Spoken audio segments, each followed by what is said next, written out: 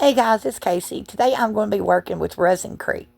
This is a 10 to 3 mixing ratio. So for every 100 grams, you put 30 grams of water. So I'm going to mix up 200 grams, which is the perfect amount for one of these trays. And I'm going to mix it with 60 grams of water. I'm measuring everything out on my scale right now, adding my water, and you have to be very careful because you'll hit 60 just in seconds.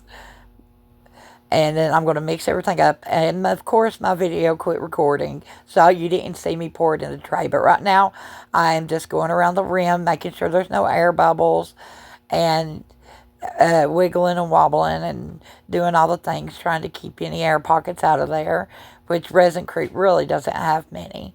And I printed off all of these stickers on my cry cut, but I really didn't end up loving this. I thought it was cute, but it wasn't for me. It was just too black and white. There was nothing to it. It was just too plain for me. So I ended up pulling all of those off and moving on. What I'm going to do now is take my UV resin, pour it into the tray. I just want a thin layer of UV resin covering this entire tray. I'm going to try doing the water bead effect by the girl in the garage, but in the reverse. I've also poured some water beads over into a coaster and filled it with resin creep. And I'll show you that at the end of the video. But now I'm just going to cure that real quick and pick out 1,000 water beads. This is a job, guys. I got my little crackhead tool out from weeding, and I was sat there and I weeded them, and they were breaking in half, and it took a while to do this part, just to get those water beads out of there. And, you know, it was fun and all, but I had water beads go everywhere. Now I'm just going to dust this down. I'm going to use 2 different colors, the White Chalcedony by Mayspring and the Olive Gold by Mayspring. And I'm just going to dust it in areas and kind of just blend the 2 colors together. They both have gold interference in them, so I thought these 2 would work really well together for making a pearly effect or a watery effect. Whatever you want to look at it as. I really thought pearls, because that's what it looks like to me, is pearls. So I'm just going to keep dusting this until I get the entire tray covered. And I still had some water beads left down in there. You'll see them popping out as I'm dusting. And this is an easy way to get those little bits and pieces out of there, is to dust it.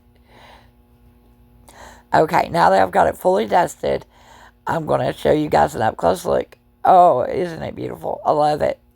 Okay, now I'm going to take my tabletop epoxy resin by Craftor, and I'm going to mix. It's a 1-to-1 mixing ratio. I've got it mixed up, and I'm just going to pour it slowly into the tray. And I didn't have enough mixed up, so I had to grab a little bit more, mix it up, and then I'm just going to finish off this tray with the tabletop epoxy and just continue filling it up.